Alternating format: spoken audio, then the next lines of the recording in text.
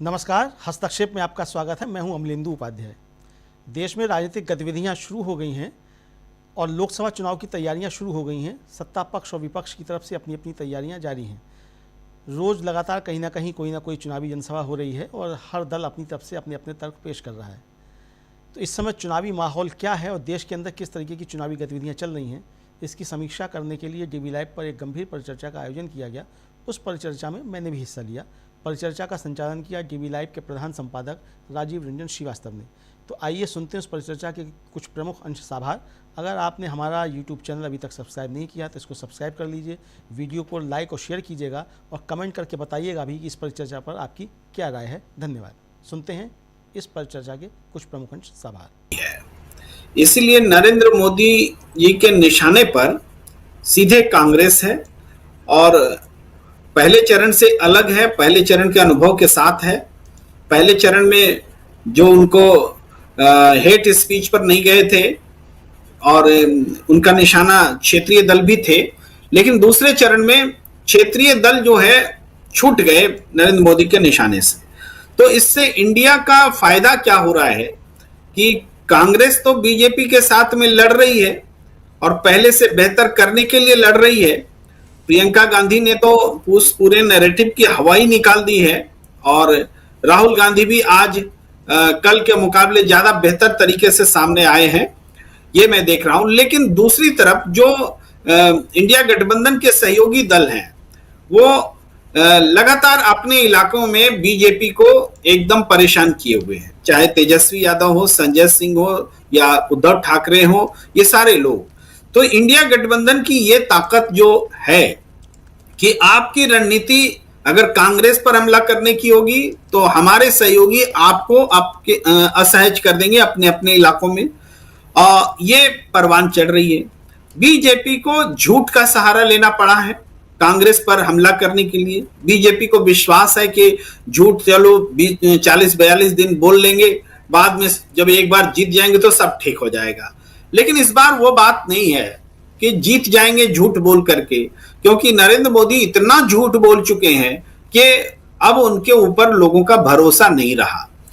अब इसी बात को देखिए कि मंगलसूत्र छीन लेंगे, ये बात आसानी से लोगों को पचती नहीं है। और इसके पैरेलल राहुल गांधी जो बोल रहे हैं, हालांकि राहुल गांधी जो समझा रहे हैं बोलचाल की भाषा में समझा रहे हैं, लेकिन फिर भी ये बात ऐसा नहीं है कि अभी बोल रहे हैं और लोग समझ जाएंगे। क्योंकि राहुल गांधी एक लंबे समय से ये बात बोल रहे हैं, समझाते रहे हैं, तो उनका वो कंटिन्यूएशन में है, इस वजह से उनकी बात समझ में आ रही है। लेकिन नरेंद्र मोदी तो अचानक बोल रहे हैं। भाई मैनिफेस्टो जारी होने के 10 दिन बाद बोलना शुरू किया कि मैनिफेस्टो में क्या कमी है।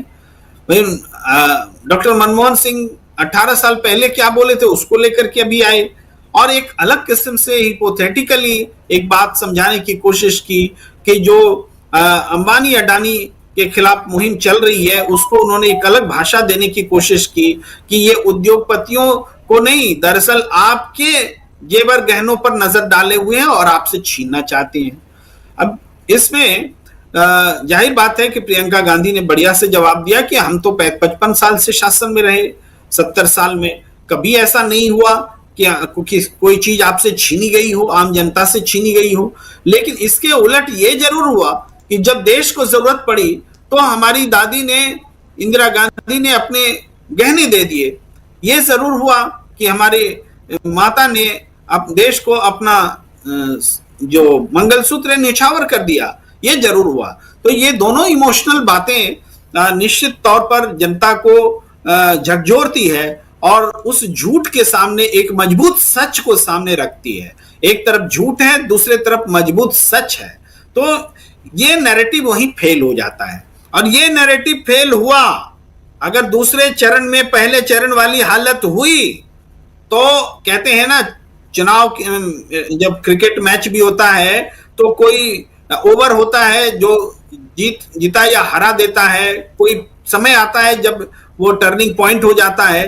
तो ये दूसरा चरण अगर बीजेपी हार जाती है तो फिर ये आगे उभर नहीं पाएगी। ये फिर जैसे पहले चरण में 20-22 सीटों तक सिमटती दिख रही है बीजेपी, अगर दूसरे चरण में 55 से आधी भी हो गई, 25-27 पर आ गई, तो बीजेपी फिर अगले बाकी चरणों में वो उबर नहीं पाएगी। ये साफ साफ दिख रहा है। इसीलिए फ्रस्ट्रेशन झलक रहा है। ये झूठ और सच की लड़ाई में पूरा मामला बदल गया है। जी जी जी, बिल्कुल, झूठ और सच की लड़ाई में पूरा मामला कैसे।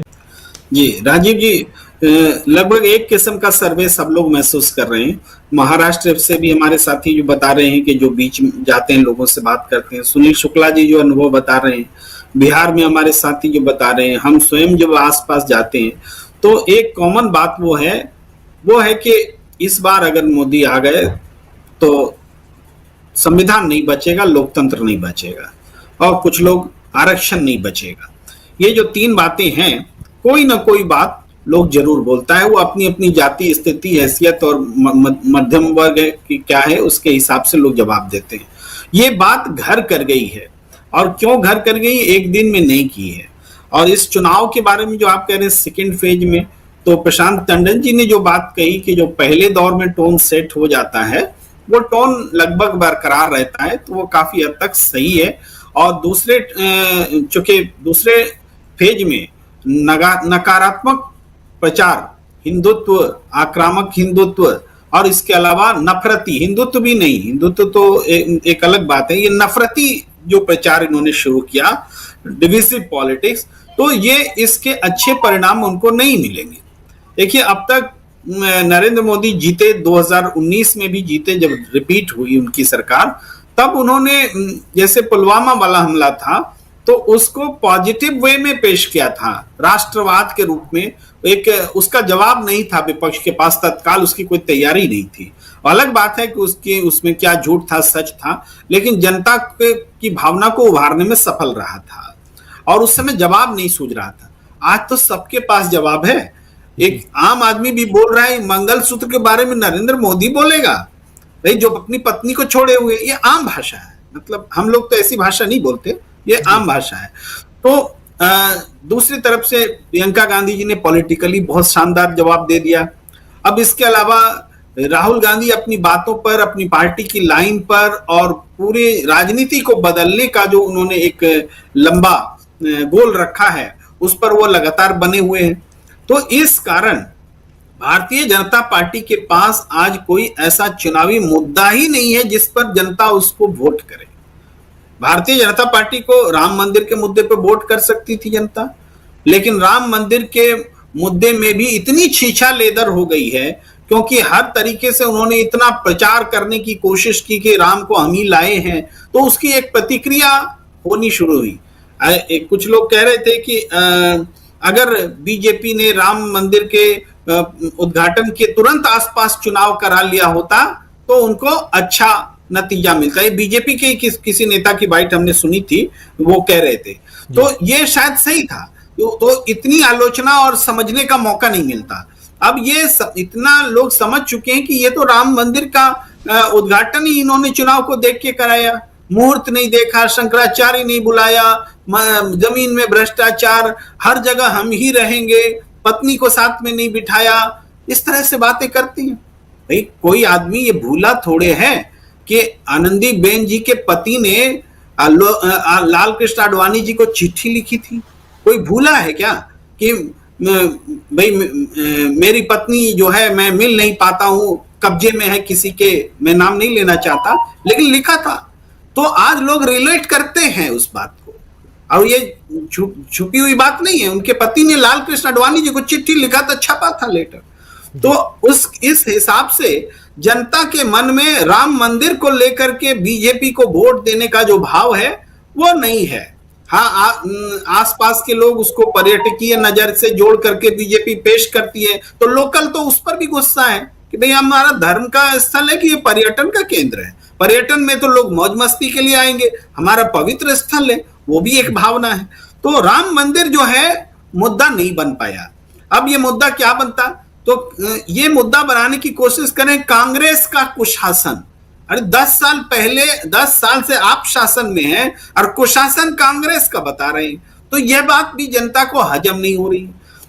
370 पर उन्होंने जनता को गोलबंद किया था, नो डाउट किया था, लेकिन 370 का मुद्दा कब तक आप, कई स्टेट की गवर्नमेंट की सरकारें आपने जीती उसी सब के नाम पर, जाति धर्म के नाम पर, 370 के नाम पर। आज भी हिंदू मुस्लिम करते हैं तो 370 ही होता है। तो ठीक है, उसका 5-10% आपको फायदा हो सकता है मिले, क्योंकि उस तरह की सोच भी है इस देश में।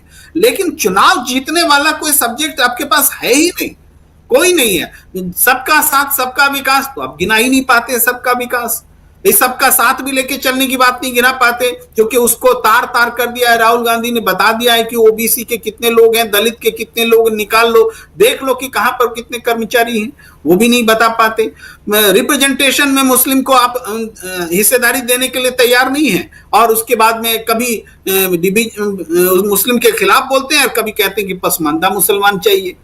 तो मुसलमान, आज आपने देखा बाड़मेर, हाँ बाड़मेर का ही अल्पसंख्यक मोर्चे का अध्यक्ष जो बीजेपी का था, उसने बहुत सम्मान के साथ में नरेंद्र मोदी जी के बारे में बोला कि हम उनकी बात से सहमत नहीं है, हमको भी जनता के बीच जाना पड़ता है, मुसलमानों के बीच बोलना पड़ता है। वो बीजेपी नहीं है, वो बीजेपी के नेता हैं, हम बीजेपी में हमेशा से रहे हैं, तो हम तो लिखेंगे, मेल लिखेंगे और मोदी जी को शिकायत करेंगे। नतीजा क्या हुआ? थोड़ी देर में खबर आ गई कि उसको पार्टी से निकाल दिया गया। तो एक मुसलमान का बीजेपी में रहना कितना मुश्किल हो गया है, ये बात समझिए। मुख्तार अब्बास नकवी जैसे लोगों से बयान दिलवाया जा रहा है, लेकिन फिर भी कोई दूसरा तीसरा नेता नहीं मिल रहा है जो आकर के शाहनवाज हुसैन को सुना क्या कि आज नरेंद्र मोदी के डिविजिव पॉलिटिक्स से फेवर करे कि मुसलमानों में बांट दिया जाएगा, हिंदुओं का छीन करके। इस सब बात में तो सब चुप है, बीजेपी के नेता कोई कुछ नहीं बोल रहे। तो ये जो है, जो उनके समर्थक थे वो भी उससे दूर हुए। जो पसमंदा मुसलमान को जोड़ा इन्होंने मेहनत करके, वो भी खत्म कर दिया इन्होंने 2 दिन में भाषण में। तो इस तरीके से इनका जो जनाधार है उनसे दूर हुआ है, और जो पिछड़ा तबका है वो तो इनसे नाराज हो ही गए। तो संविधान बदलने के चक्कर में अभी एक नेता का बयान पूरा भी नहीं होता है, पुराना भी नहीं पड़ता है कि एक और नेता आकर के बोल देते हैं कि 400 सीट। अभी किरोड़ी लाल मीणा का कल बयान आपने देखा होगा, किरोड़ी लाल मीणा ने कहा कि 400 सीट लाएंगे, संविधान बदलेंगे और आरक्षण खत्म करेंगे। तीनों बात विद इन 30 सेकेंड्स उन्होंने जल्दी में कह दी है। इतनी छोटी बाइट है 30 सेकेंड्स में, तो इतना खुल करके बीजेपी बोल रही है, तो जनता क्यों नहीं समझेगी कि ये लोग क्या करना चाहते हैं। इसको कांग्रेस को समझाने की आवश्यकता भी नहीं हो रही है, वो तो अपना ही बयान फैला रहे हैं कि देखो हम गर्व से बोल रहे हैं कि आरक्षण खत्म करेंगे, 400 पार हमको ला दीजिए, हम संविधान बदल देंगे। वो खुद ही फैला रहे हैं अपनी बात को। इसलिए जनता को विश्वास दिलाने के लिए कांग्रेस को एफर्ट्स करना भी नहीं पड़ रहा है। वो मैसेज चला गया है कि ये सरकार अगर वापस आई, अगर नरेंद्र मोदी वापस आया, तो न संविधान बचेगा न देश। आशा है ये वीडियो आपको पसंद आया होगा। इसको ज़्यादा से ज़्यादा शेयर करें, लाइक करें, सब्सक्राइब करें चैनल को, फेसबुक पेज को फॉलो करें और ज़्यादा से ज़्यादा इसको सब्सक्राइब करें।